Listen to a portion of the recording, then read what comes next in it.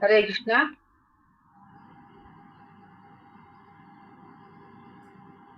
यहाँ से पढ़िए।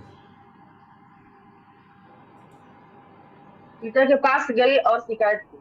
जजति देवयानी के प्रति अत्यंत आसक्त थे। अतः जब वे उसे बुलाने अपने ससुर के घर गए तो शुक्राचार्य ने क्रुद्ध होकर के उन्हें श्राप दे दिया कि वह नपुंसक हो जाए। जजाति ने अपने ससुर से विनती की कि वे सांप को वापस ले ले, लेकिन मुनि ने ययाति को जवन लौटाने की शर्त तौर पर उनसे कहा कि वे अपने पुत्रों का जवन लेकर के उन्हें वृद्ध एवं नपुंसक हो जाने दे। उनके 5 पुत्र थे, जिनमें से 2 देवयानी से प्राप्त हुए थे और 3 शर्मिष्ठा थे। उनके 5 पुत्रों जदु, तुर्वसु, दुर्दु, अनु तथा पुरु से क्रमशः 5-5 विख्यात वंशों का उद्भव हुआ। जदुवंश, जवन, तुर्क वंश, भोज वंश, म्लेच्छ वंश तथा ग्रीक कौरव, ये सारे वंश विश्व भर में फैले थे। वे अपने पुण्य कर्मों की स्वर्गलोक से पहुंच गए और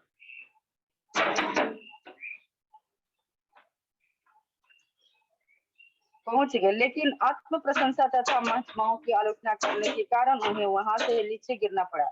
उनके पतन के बाद उनकी कन्या तथा पौत्र से उन्हें अपने सारे संचित पुण्य प्रदान किए और वे अपने पौत्र तथा अपने मित्र शिवी की सहायता से पुनः स्वर्ग लोक में पहुंच सके, जहां से वे जमराज की सभा के सदस्य बने और भक्त के रूप में वहां रहते रहे।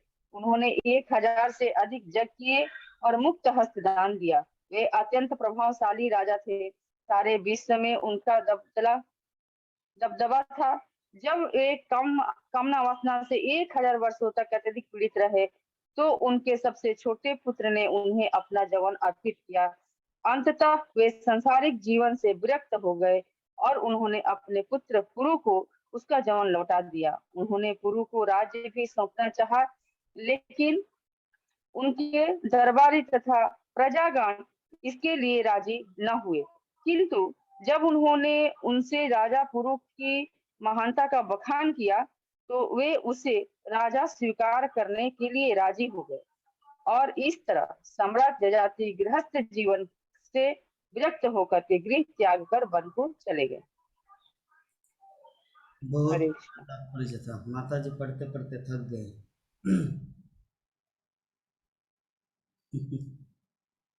तो हम लोग शुरू करेंगे हमारा आज का श्रीमद् भागवतम की कक्षा। तो थोड़ा सा ओवरव्यू ले लेते हैं, लेकिन प्राण मोहन प्रभु जी चले गए। माता जी सुने थे कल के क्लास? तो थोड़ा बताने हाँ की। सुने थे प्रभु, थोड़ा सुने थे। तो बताइए।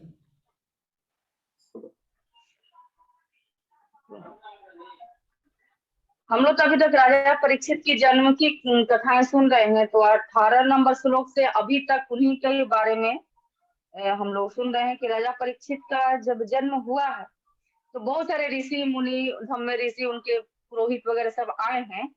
और जैसे बच्चे हम लोग का भी घर में जैसे जन्म लेता है तो जो भी अपने पुरोहित लोग होते हैं तो बताते हैं कि किस स्कूल में वो जन्म हुआ है, किसके जैसा होगा। तो इसी प्रकार से जितने भी ऋषि मुनि वहां जुटे हैं तो युधिष्ठिर महाराज अपने पोते को देख करके पूछ रहे हैं कि महाराज बताइए कि बच्चा कैसा होगा, कैसा दानवीर होगा, कैसा इसका सौंदर्य हो गया, बलशाली किस तरह से होगा।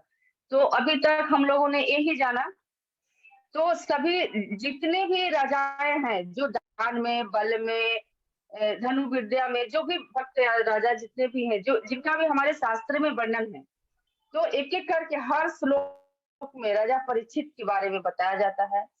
तो पिछले श्लोक में हम लोग देखे कि वचनबद्धता में श्री रामचंद्र के जैसा है कि प्राण जाए पर वचन न जाए, जैसा रघुकुल का जो रीत है तो कहते हैं कि वचनबद्धता में भगवान श्री राम के जैसा होगा। और धनुषधारी, धनुष विद्या में अर्जुन के जैसा होगा। और बलशाली भरत महाराज के जैसा बलशाली होगा, जो शकुंतला के पुत्र थे, जो जंगली जानवरों, शेर आदि हिरण से खेलते थे, उनका कीड़ा वही था। और शिवी महाराज के जैसा बोलते हैं कि दानवीर होगा, और समुद्र के जैसा गंभीर होगा, जिस तरह से समुद्र होता है उस तरह से। पृथ्वी के जैसा क्षमावान होगा। तो इस प्रकार से हम लोगों ने पढ़ा। और हिमालय के जैसा आश्रयदाता, इससे पहले श्लोक में था, क्योंकि हिमालय ऐसा एक जगह है जहां पर जो भौतिक लाभ से जाता है तो उसको भौतिक वस्तुएं भी मिलती है, और यदि जो ऋषि मुनि तपस्या के लिए जाते हैं, एकांत में तपस्या करेंगे, तो उनको रहने के लिए बड़ी सुंदर सुंदर गुफाएं भी हैं, उन्हें खाने के लिए बहुत प्रकार के प्रकृति के द्वारा प्रदत्त फल फूल है। तो इस प्रकार से हिमालय के जैसा आश्रय दाता होंगे, जैसे जिस प्रकार से हिमालय सभी को आश्रय प्रदान करता है। पृथ्वी के जैसा बताया गया कि क्षमावान होंगे। तो इस प्रकार से हर श्लोक में उनके सुंदर सुंदर वर्णन बताया गया कि किसके जैसा उनका ये होगा।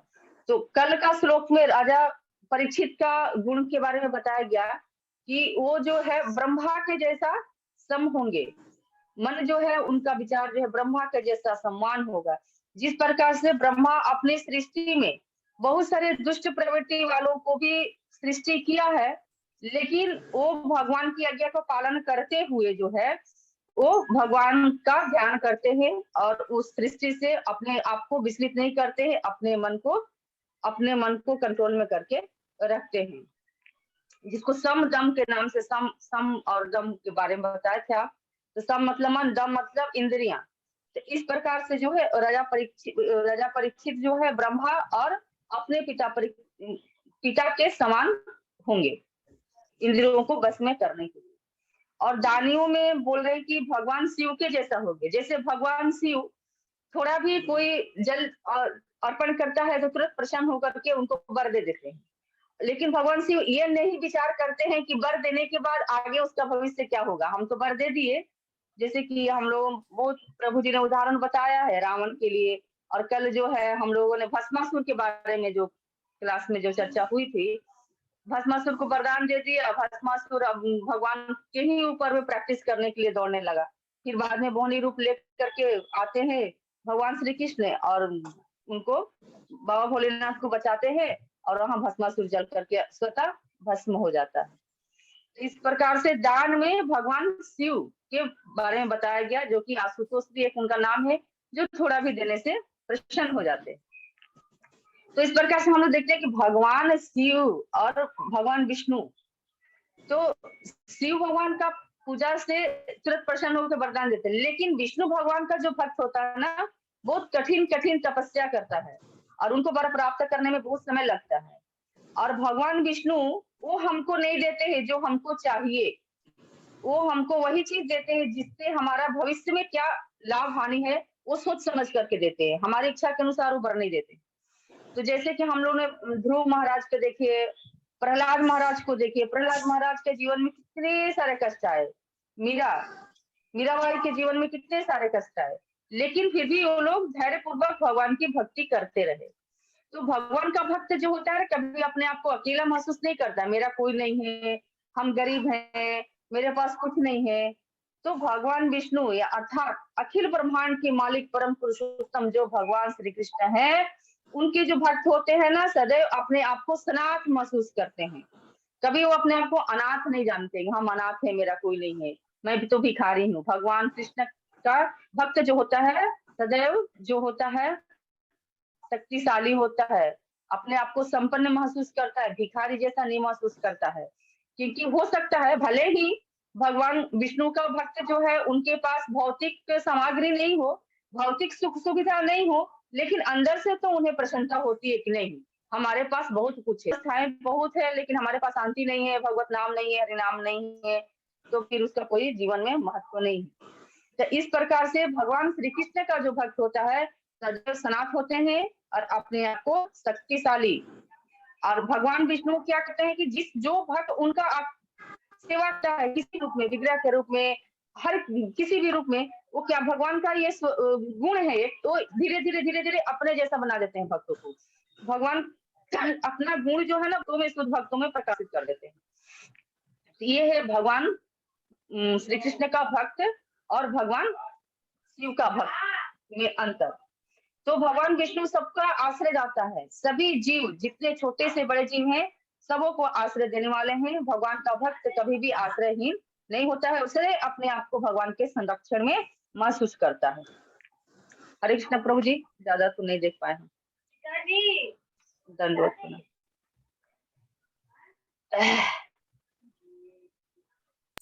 बहुत सुंदर माता जी, इतना सुंदर ओवरव्यू देने के लिए। आपको ओवरव्यू के बाद मुझे लगता है और बोलने का क्या है, कभी कभी ऐसा लगता है। ना ना, ऐसा हम्म। पूरा देखे भी नहीं। तो हमारे भक्तगण जुड़े हैं, बांकेश्वर प्रभु, लक्ष्मी देवी, राममोहन प्रभु, राकेश कुमार राय प्रभु और योरसेल्फ। तो चलिए हम लोग शुरू करते हैं आज का जो हमारा श्रीमद् भागवतम का क्लास है। श्लोक संख्या है 24। तो जो परीक्षित महाराज के बारे में जो एक एक स्टेप बाय स्टेप ब्राह्मणगण बोल रहे हैं युधिष्ठिर महाराज को, ये सब बोलने से क्या होता है, एक्चुअली हर कोई अपने खानदान के बारे में जब आने वाला है या बीता हुआ कल मतलब अच्छा सुनना चाहते हैं। जैसे कभी कभी बोलते हैं ना, मैं ब्राह्मण खानदान से हूँ, क्या समझते हैं, ठीक है, मैं क्षत्रिय हूँ, मेरा नाना जी, उसका नाना जी का नाना जी का महाराणा प्रताप था, इससे तलवार लेके, तो ये जो गौरव मतलब गर्व या जो भी है, तो उसी प्रकार हर कोई चाहते हैं अपने खानदान के बारे में कि भविष्य में क्या होगा, पहले क्या घटे थे। तो युधिष्ठिर महाराज के मन में ये चिंता था, जिसके कारण ही ब्राह्मण को बताया कि कृपा करके मुझे पूरा डिटेल बताइए कि परीक्षित महाराज किस तरह का है। तो जो ब्राह्मणगण है, ब्राह्मणगण महाराज के बारे में जो बता रहे हैं, कैसे बता रहे, एक एक एग्जाम्पल दे दे के बता रहे हैं। क्योंकि देखिए ये जो एग्जाम्पल देना कितना इम्पोर्टेंट है, श्रीमद् भागवतम से सीखे एग्जाम्पल देना। तो यहाँ पर ब्राह्मणगण जितना कुछ बोल रहे, हर बात के पीछे एक एग्जाम्पल, एक एक परीक्षित महाराज के बारे में एक चीज बता रहे, एक एग्जाम्पल दे, फिर तो जितना सारा एग्जाम्पल सब महान भक्तों का एग्जाम्पल है। लेकिन हमारा वर्तमान में जो भागवतम क्लास का एग्जाम्पल थोड़ा सा मेटेरियलिस्टिक हो जाता है। क्यों? क्योंकि उस समय के युधिष्ठिर महाराज शुद्ध भक्त थे, इसीलिए उसको आध्यात्म की एग्जाम्पल दिया जाता था। लेकिन हम लोग उतना शुद्ध भक्त नहीं है, जिसके कारण हम लोग को मेटेरियल एग्जाम्पल देना या लेना पड़ता है। ठीक है, युधिष्ठिर महाराज उस तरह के, उनको थोड़ी बोलेंगे कि सीडी के सेट घुसाओ फिर रिमोट कंट्रोल करो, ऐसा एग्जाम्पल क्यों देंगे उनको तो महान भक्तों का एग्जाम्पल दिया जा रहा है। तो जो परीक्षित महाराज ऐसा था जिसके कारण ऐसा हुआ, वो रंती देव की तरह है, सीडी की तरह, महाराज शिवी की तरह, भरत की तरह, लक्ष्मण की तरह, राम की तरह, दशरथ की तरह, इस प्रकार महान महान भक्तों का एग्जाम्पल दिया है। तो जो जिस लेवल का होता है उसी अनुसार बोलना पड़ता है।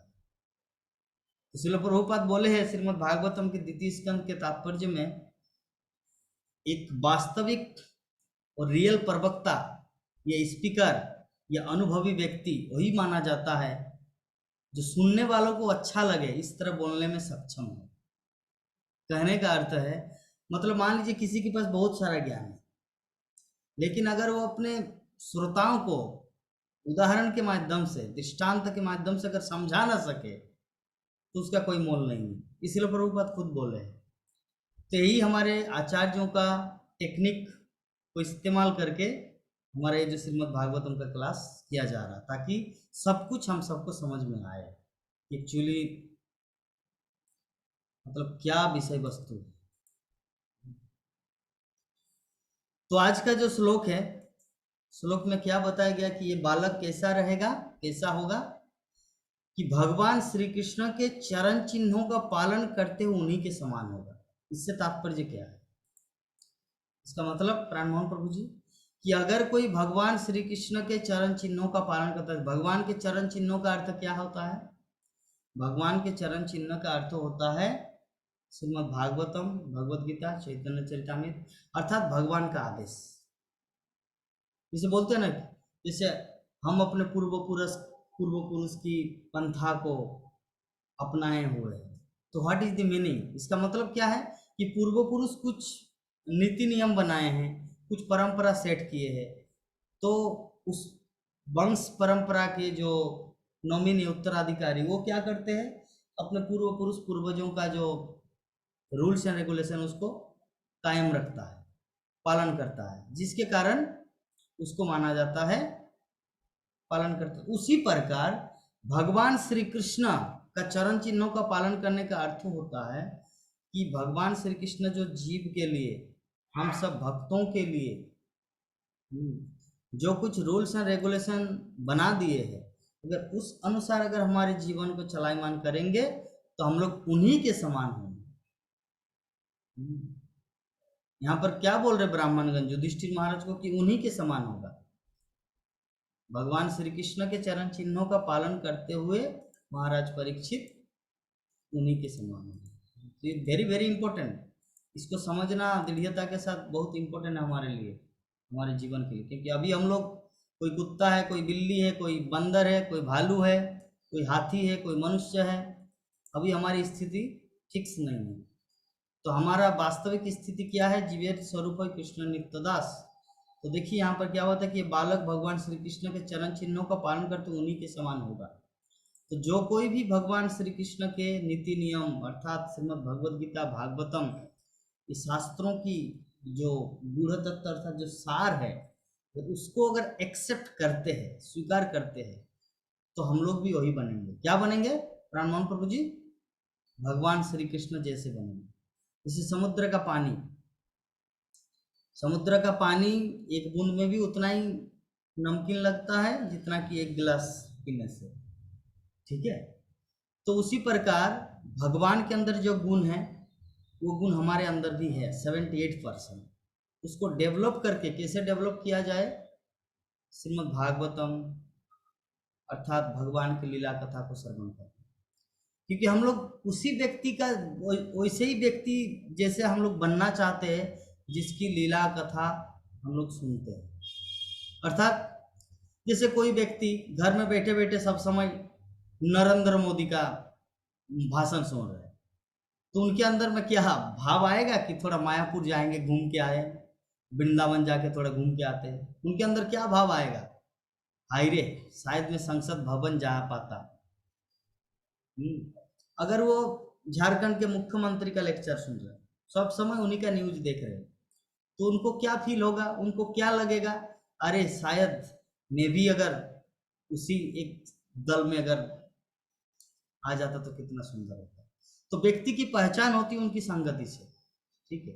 जो जुआ खेलता है, ताश खेलता है, ठीक है, तो उनमें से अगर कोई उस फील्ड में रहता है अर्थात उस ग्रुप में कोई रहता है, उनके मन में थोड़ी चेतना आएगा कि आज एकादशी का पालन करना है। उनके मन में थोड़ी ऐसा चेतना आएगा कि चलिए 2 माला जप कर लेते हैं, मेरा जप बाकी है। क्या ऐसा करेगा प्राणमोहन प्रभु जी? दिस इज पॉसिबल, ये संभव है। जो व्यक्ति ताश खेल के उस भंडा मतलब वहां पे झुंड में बैठे हुए हैं और ताश खेल देख रहे हैं, हाँ ये चौका, ये बादशाह, ये शिकारी, ये गुलाम, ऐसा बकते रहेंगे, उस समय क्या उनके मन में फील आए, अरे आज एकादशी है, मुझे 25 माला जप करना है? फील आएगा? नहीं आएगा। क्यों? संगति के कारण। तो उसी प्रकार इस संसार में या पूरे विश्व ब्रह्मांड में, अखिल विश्व ब्रह्मांड में सबसे परम पुरुषोत्तम या सबसे सुंदर व्यक्ति है श्री कृष्ण। सबसे सुंदर व्यक्ति है श्री कृष्ण।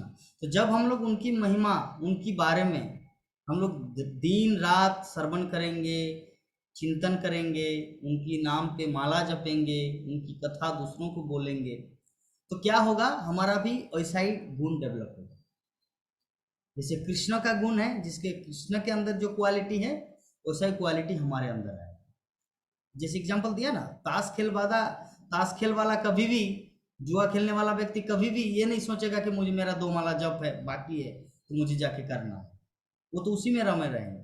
अगर कोई पेपर पढ़ता है, अखबार पढ़ता है, तो जिसका नशा हो गया है अखबार पढ़ने का, वो कभी भी नहीं छोड़ सकते। साक्षात भगवान आने से भी बोलेंगे रुक जाओ, मुझे खत्म करने दो 5 पेज।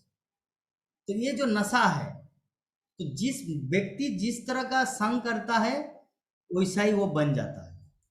जो अखबार पढ़ता है दिन रात वो भी वैसा ही व्यक्ति बन जाता है। जो क्रिकेट देखता है वो भी वैसे उसी में रुचि लेता है। उसी प्रकार जो व्यक्ति श्रीमद् भागवतम में रुचि लेगा वो भगवान श्री कृष्ण में रुचि आएगा।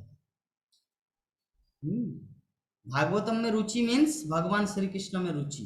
एक्चुअली अभी हम लोग सभी भ्रमित है, हम सबको पता नहीं कि वास्तविक चीज क्या है और किसको हमें प्राप्त करना है। पागल का कोई अल्टीमेट गोल नहीं होता कि मुझे 1 साल में इतना रुपया कमाना है, मेरी बेटी को या मेरे बेटे को इस स्कूल में पढ़ाना है।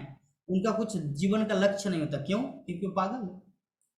लेकिन जो बुद्धिमान होता है वो दूरदृष्टि रखते हैं कि अगर मैं अपनी बेटी की पढ़ाई यहाँ पे करूँ, मैं अपने बेटा का एडमिशन यहाँ पे कर दूँ, तो भविष्य में जाके वो जो जब IIT, NIT, MIT, हाँ, जो MBA, MCA, DCA जो जो करना चाहेंगे, क्योंकि यहाँ पे अगर अच्छा पढ़ाई करेंगे तो क्या उनको मार्क मिलेगा। जब उनको मार्क मिलेगा अच्छा परसेंटेज, तब वहाँ पे उसको एडमिशन का चांस मिलता है। यहीं पर अगर आप 3rd डिवीजन है तो आपको थोड़ी IIT में एडमिशन देंगे। क्या प्राण मोहन प्रभु जी, दिस इज पॉसिबल? ये संभव है? नहीं।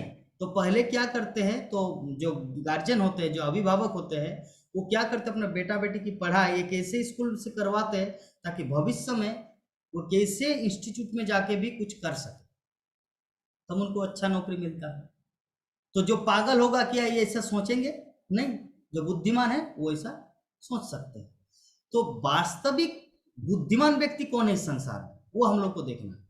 वास्तविक रूप से बुद्धिमान व्यक्ति वही है जो भगवान श्री कृष्ण को जानता है, क्योंकि श्री कृष्ण पहले भी थे, अभी भी और भविष्य में भी रहेंगे। हमारे नाना दादा परदादा नानी नानी फुआ फूई सब कुछ मर गए, हट गए, कहाँ पर एकदम नामो निशान मिट गए। लेकिन कृष्ण भगवान मेरे नाना के समय में भी था, मेरे दादा के समय में भी था, मेरे नाना के नाना के नाना के नाने के समय में भी था, अभी भी है, और मैंने आने और आगे कम से कम 10 साल 15 साल 10 पीढ़ी 15 पीढ़ी अनंत पीढ़ी के बाद भी कृष्ण रहेगा। तो यह है परम सत्य। तो जो व्यक्ति कृष्ण को अर्थात परम सत्य को समझ लेता है वो बुद्धिमान है, और जो कृष्ण को छोड़कर बाकी सब करता है वो सबसे बड़ा पागल है। तो इस तथ्य को हम लोग को अच्छी तरह समझना। तो युधिष्ठिर महाराज पूछ रहे हैं ब्राह्मण को कि कृपा करके बताइए कि मेरा जो अर्थात ये जो परीक्षित महाराज, ये जो उत्तराधिकारी हमारे इस पांडु वंश में जन्म लिए है, ये भविष्य में किस तरह का व्यक्ति होगा? बुद्धिमान होगा अर्थात कृष्ण भक्त होगा या पागल होगा? तो जिसके कारण एक एक करके स्टेप बाय स्टेप ब्राह्मणगण उनको बता रहे हैं, उनको बता रहे हैं। तो भगवान श्री कृष्ण के चरण चिन्हों का पालन करते हुए उन्हीं के समान होगा। तो ये श्रीमद् भागवतम जो है ये कोई एक व्यक्ति विशेष के लिए नहीं है, ये श्रीमद् भागवतम पूरा जन समुदाय के लिए है। जैसे परीक्षित महाराज श्रीमद् भागवत की कथा सुन के सुखदेव गोस्वामी से उद्धार हो गए, उसी प्रकार हम लोग भी श्रीमद् भागवत की कथा सुन के मुक्त हो जाएंगे। अभी किसी के मन में प्रश्न उठ सकता, प्रभु जी मुझे मुक्त नहीं होना है, मैं बूढ़ा नहीं होना चाहता, मैं ऐसा ही यंग रहना चाहता हूँ। ठीक है, मैं बहुत सारा पैसा कमाऊं, इधर उधर होटल में जाके सी बीच जगन्नाथपुरी समुद्र में जाके स्नान करूं, गोवा में इधर उधर घूम के अपना पैसा उड़ाऊं, मेक्सिको सिटी लंदन सिंगापुर जाके घूमूं, मैं जवान ही रहूं, मुझे बूढ़ा नहीं बनना है, मुझे बहुत पैसा कमाना। सबके दिल में यही इच्छा है, यही वांछा है। तो ये वांछा है, लेकिन उसको पता नहीं कि ये मेरा रियल लाइफ नहीं है। ये जो लाइफ है, ये जो जीवन है, ये जीवन एक क्षणभंगुर जीवन है। वास्तविक जीवन आत्मा का जीवन होता है। तो सबसे पहले हम लोग को जानना है कि जब बचपन से लेकर अब तक जब मैं छोटा बच्चा था माँ का दूध पीते थे, अब मेरा उम्र हो चुका है 30 साल 40 साल, अब मैं तो ऐसा कुछ नहीं करता। तो जब बचपन से लेकर यहाँ तक आ सकता है गाड़ी इतना मीटर तक, तो क्या ये संभव नहीं है कि व्यक्ति को बूढ़ा बनना पड़ेगा? तो बूढ़ा बनना पड़ेगा, और जब बूढ़ा बनना पड़ेगा तो हम लोग को ये भी पता है कि व्यक्ति को मरना पड़ता है, व्यक्ति को मरना पड़ता है। बचपन से जवानी, जवानी से वृद्धावस्था, वृद्धावस्था के बाद देहांतर प्राप्ति, धीरज तत्तनम उन्नति। ठीक है। तो इस प्रकार हम लोग देख रहे हैं कि बाल्यावस्था से युवावस्था, युवावस्था से वृद्धावस्था, वृद्धावस्था के बाद मृत्यु। तो जो इस मृत्यु तथ्य को जो समझ गए वही व्यक्ति जीवन में सीरियस होता है भक्ति में। वही व्यक्ति जीवन में सीरियस होता है भक्ति जीवन में, जो मृत्यु तत्व को समझ लेता है। लेकिन संसार के लोग पागल है, उनको विश्वास ही नहीं होता कि मैं मरूंगा। बोले कि सब कोई मिट जाएगा, मैं नहीं मरूंगा। सभी मर सकता, मैं नहीं मर सकता। क्यों? क्योंकि मेरे पास कुछ ऐसा टेक्निक है, लोग मर सकते हैं, मैं नहीं मरूंगा। तो इस प्रकार इस दुनिया के लोग जो है ना इतना पागल है। इस पागल लोगों को राह दिखाने के लिए श्रीमद् भागवत है। श्रीमद् भागवत साक्षात सूर्य है। जैसे सूर्य पूरी दुनिया को आलोकित करते हैं, अंधकार को भगा देते हैं और प्रकाश लाते हैं, उसी प्रकार श्रीमद् भागवतम हमारे अज्ञान रूपी अंधकार को भगा के ज्ञान का प्रकाश देते हैं। तो अगर कोई व्यक्ति उल्लू की तरह उसको लेना न चाहे, एक उल्लू सूर्य का प्रकाश को लेना नहीं चाहते, इसीलिए वो दिन में नहीं निकलते, रात में सोता रहता है। रात में काम करता, दिन में सोते हैं। कौन? उल्लू। तो अगर कोई भक्त, अगर कोई मनुष्य भी श्रीमद् भागवतम रूपी सूर्य का ज्ञान जो यहाँ पे वितरण हो रहा है, अगर वो लेना ना चाहे, उल्लू की तरह घर में बैठे रहे, दूसरा कुछ करे, क्रिकेट देखे, डांस करे, नाइट क्लब जाए, फिल्म देखने जाए, लेकिन भागवतम क्लास में नहीं आए, तो क्या है? उल्लू। एक उल्लू है मेटेरियलिस्टिक और एक उल्लू है स्पिरिचुअलिस्टिक। तो जो व्यक्ति मनुष्य जीवन पाके भागवत कथा नहीं सुनता, वो सबसे बड़ा उल्लू है, उल्लू नंबर 1। ठीक है, रियल उल्लू है ये, वो तो दिखावा है। ठीक है, तो हम सबको सीरियस होना है अपने जीवन में। भगवान श्री कृष्ण को दर्शन पाने के लिए, भगवान श्री कृष्ण को जानने के लिए हम लोग को श्रीमद् भागवतम के रास्ते से गुजरना पड़ेगा। कभी भी मन में शंका, कभी भी मन में ये भाव नहीं लाना है, अरे मेरे पास धन है, घूस दे दूंगा विष्णुदूत को, इतना रुपया ले लो, 4 लाख रुपया आपके नाम पे, 5 लाख रुपया आपके नाम पे, 2 अकाउंट, 4 विष्णुदूत आएंगे तो 20 लाख रुपया है मेरे पास। तो 4 विष्णुदूत आएंगे, 5 और 20, 4 × 5 मतलब 20 लाख रुपया मैं विष्णुदूत को दे दूंगा और चला जाऊंगा भगवत धाम। तो ऐसा कोई सोच सकता है? अभी कोई प्रश्न कर सकता, प्रभु जी ऐसा क्यों बोल रहे हैं आप? ऐसा हो सकता है क्या? ऐसा कोई नहीं सोचता, आप ऐसा बोल सकते हैं। अरे सोचता है भाई, इस संसार के लोग इतना मूर्ख है, कुछ ऐसा लोग सोचते हैं। क्योंकि हम लोग को पता है ना कि वो जो घटना है, श्रीमद् भागवतम की कथा चल रहा था एक जगह में, तो चोर आया वहां पे सुनने के लिए।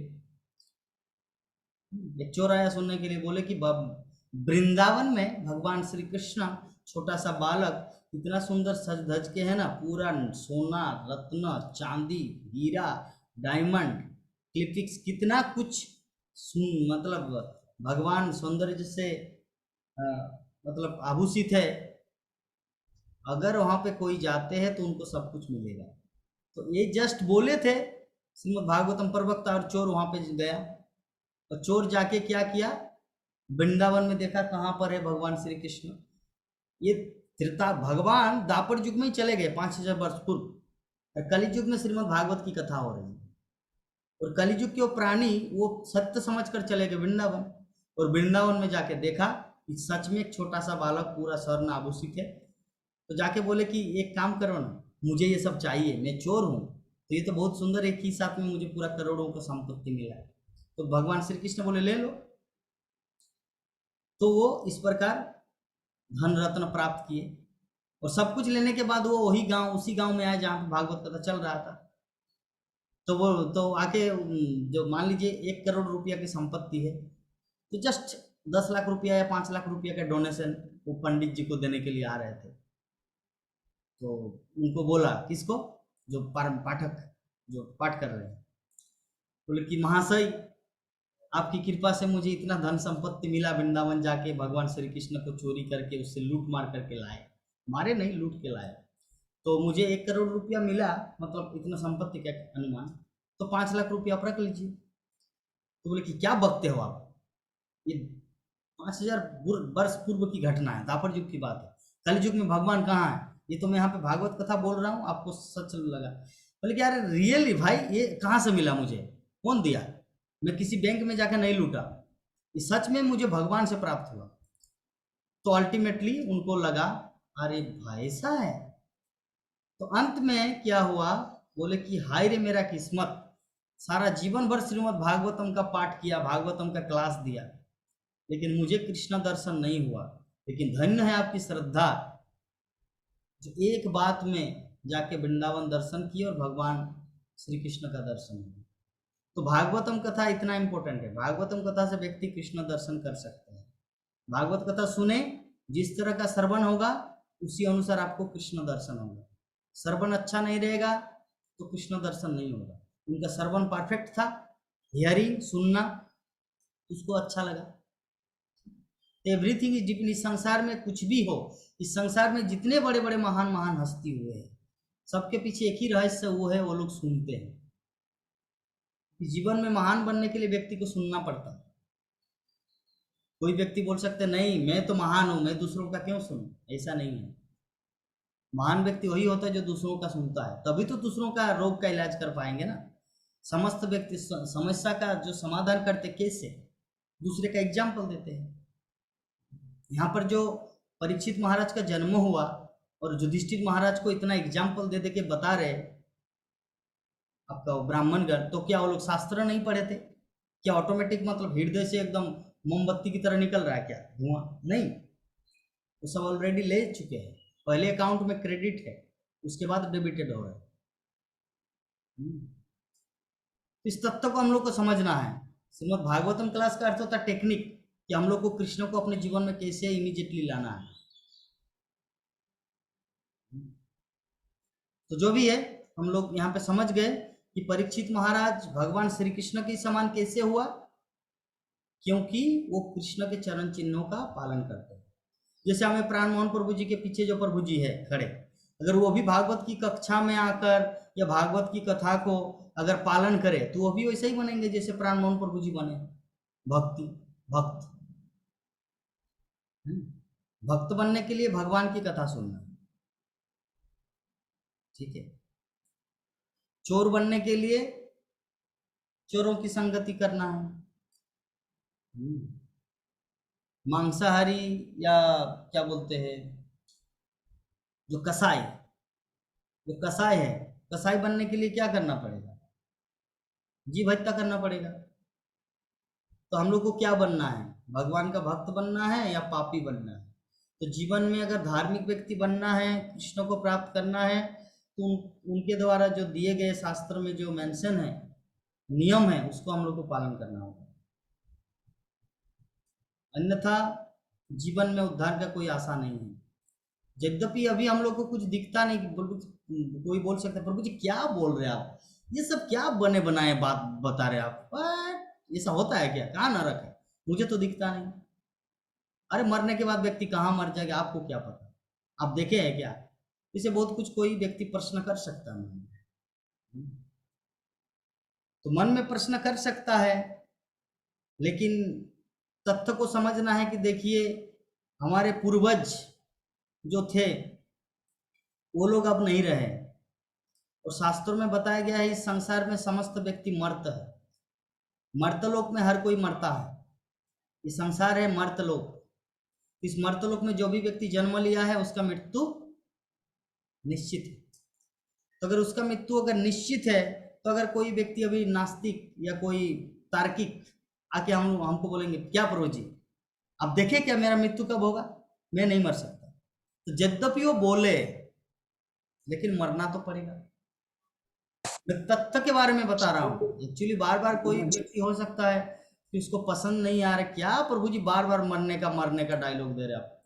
एक्चुअली मैं तथ्य को समझाना चाह रहा हूँ कि कोई व्यक्ति मन में प्रश्न कर सकता है कि प्रभु जी आप बोल रहे कि सभी प्राणी मतलब मरता है, अर्थात सभी मरने के लिए संसार में आए, लेकिन आप कैसे गारंटी देंगे कि मैं नहीं मरूंगा या मैं मरूंगा? आप क्या देखे हैं कि मेरा कब मृत्यु होगा, एक्सीडेंट में होगा या पहाड़ से नीचे गिर जाऊंगा, विष पान करके मरूंगा? आप क्या देखे हैं? नहीं। तो इसका मतलब मैं अमर हूं। तो कोई व्यक्ति ऐसा सोच सकता है, लेकिन तथ्य क्या है प्राण मोहन प्रभु जी, फैक्ट क्या है? व्यक्ति विभिन्न प्रकार से विभिन्न कुछ बोल सकता है, तो फैक्ट क्या है? मर्तलोक में व्यक्ति को इस शरीर को छोड़ के जाना ही पड़ेगा। हमारे पूर्वज गए थे, हम लोग को भी जाना पड़ेगा। यद्यपि हम लोग आगे देख नहीं पा रहे, हम लोग अपना भविष्य को देख नहीं पा रहे, लेकिन ये फैक्ट है। तो शास्त्र में जब इस तथ्य को, जब शास्त्र में ये चीज का वर्णन है, तो इस तथ्य के द्वारा हम लोग शास्त्र में बहुत कुछ चीज को ज्ञान हासिल कर सकते हैं। समझने की देखिए बहुत फिलोसॉफिकल बात है। ये जो मर्त के बारे में जो बताए कि सभी प्राणी का मृत्यु निर्धारित है, हम लोग को पता नहीं चल रहा, हम लोग को दिखाई नहीं दे रहा, लेकिन फिर भी ये होता है। तो उसी प्रकार कुछ कुछ चीज हम लोग को दिखाई नहीं देता, नरक कहाँ है, स्वर्गलोक कहाँ है, वैकुंठ कहाँ है, पाताल कहाँ है, लेकिन वो है। जब शास्त्र में ये बात इतना परम सत्य है, जो हम लोग नहीं देख पाते कि मेरा मृत्यु है कब, लेकिन फिर भी मृत्यु होता है, शास्त्र में लिखा है, तो शास्त्र में जो नरक के बारे में लिखा है वो भी सत्य है। तो दैट मीन्स कि शास्त्र में जितना कुछ बात है सब कुछ परम सत्य, सब कुछ परम सत्य। इसीलिए हम लोग को शास्त्र को पढ़ना चाहिए। जितना शास्त्र को पढ़ेंगे, जितना शास्त्रों को श्रवण करेंगे, उतना हम लोग मनुष्य जीवन की सार्थकता, मतलब हमारा मनुष्य जीवन सफल होगा। जितना हम लोग शास्त्र से दूर रहेंगे, उतना हम लोग को यहाँ पे वेटिंग लिस्ट में डाला जाएगा। होता है ना, सरकारी हॉस्पिटल और प्राइवेट हॉस्पिटल। प्राइवेट हॉस्पिटल में पैसा देंगे तो तुरंत आपका काम हो जाएगा, और सरकारी हॉस्पिटल में आपको वेटिंग लाइन देना पड़ेगा। तो क्या गारंटी है तब तक आप मर जाए? तो सरकारी हॉस्पिटल और प्राइवेट हॉस्पिटल मतलब पैसा देके आप काम को करना। What is the meaning? इसका मतलब यही है कि शास्त्र पढ़ के अपने आप को जानो, भगवान को जानो और भगवान के धाम में चले जाओ। लेकिन कोई बोले ना ना मुझे सोना है, मुझे नींद आ, अगर कोई ऐसा फील करे, शास्त्र ना पढ़े, तो समय तो उसका जा रहा है ना। सबका तो 70 वर्ष दिया गया है, भगवान ने 100 वर्ष सबके लिए लिखा है। तो कोई व्यक्ति शास्त्र पढ़ के गुजार रहे, कोई व्यक्ति सो के गुजार रहे, कोई व्यक्ति शास्त्र पढ़ के गुजार रहे, कोई व्यक्ति क्रिकेट देख के गुजार रहे, कोई व्यक्ति शास्त्र पढ़ के गुजार रहे, कोई व्यक्ति सीरियल देख के गुजार रहे। समय तो वही है। तो जो व्यक्ति शास्त्र पढ़ के गुजार रहे वो प्राइवेट हॉस्पिटल में अपना काम निपटाना है, और जो व्यक्ति शास्त्र को छोड़कर ये सब कर रहे वो सरकारी हॉस्पिटल में लाइन दे रहे, पता नहीं वो तब तक मरेगा। बात को समझ गए प्रभु जी? फिलोसॉफिकल है, अगर नहीं समझे तो पुनः रिपीट करो। क्योंकि शास्त्र के माध्यम से सब कुछ दिया गया ना, कि हम लोग कहाँ से आए, किस लिए आए, क्या करना है, कहाँ जाना है। बाकी जगह में तो मिलता नहीं ना। मुगले आजम पिक्चर में बताया गया कि हम लोग कहाँ से आए, कहाँ जाना है। ये 16 पिक्चर में बताया गया हम लोग कहाँ से आए, कहाँ जाएंगे। किसी मूवी में बताया गया है धर्मपालक प्रभु? कौन से मूवी में बताया गया कि हम लोग आत्मा है, शरीर नहीं? बताइए। ये किसी मूवी में नहीं है प्रभु, ये खाली भगवत गीता में है। ओनली हरे भगवत? कृष्णा प्रभु जी, दंडवत प्रणाम। हाँ, दंडवत ये प्रणाम। किसी मूवी में नहीं है, खाली ये भगवत गीता में लिखा हुआ है प्रभु जी। यस। तो इसका मतलब हम लोगों को किसका आश्रय लेना है? जो भ्रमित कर रहे हैं उसके बारे में सोचना है, या उसमें दलदल में फंसना है? जो हम लोग को सच्चा ज्ञान दिखा रहे उसका आश्रय लेना है, जो सच्चा ज्ञान दे रहे, जहां से हमारा जीवन सफल होगा। तो इसीलिए मैं बारंबार बोलता हूं सभी भक्तों को कि जीवन सफल उनका उन्हीं का होगा जो भगवान की लीला कथा को सुनेंगे। क्योंकि भगवान परफेक्ट है, और परफेक्ट व्यक्ति के लीला कथा सुनेंगे तो आप भी परफेक्ट बनेंगे। और फिल्मी दुनिया के बॉलीवुड स्टार, ये सब क्रिकेटर, ये सब नॉनसेंस है, इम्परफेक्ट है। इनके बारे में सुनेंगे तो ये भी जैसे पागल है, आप भी पागल बनेंगे। तो आपको सोचना है, डिसाइड करना है, पागल बनना है या बुद्धिमान बनना है। ठीक है? तो जो भी है, अल्टीमेटली हम लोग समझ गए कि पहला लाइन में जो बताए गए हैं, परीक्षित महाराज कैसे भगवान श्री कृष्ण की तरह बनेगा, उनके चरण चिन्हों का अनुसरण करें। तो हम लोग भी कैसे भगवान की तरह बनेंगे? भगवान की बातों को मानकर, अर्थात भगवान की बातों को मानने का अर्थ क्या है? श्रीमद् भागवत क्लास, श्रीमद् भागवत की कथा सुनना। तो चलिए हम लोग नेक्स्ट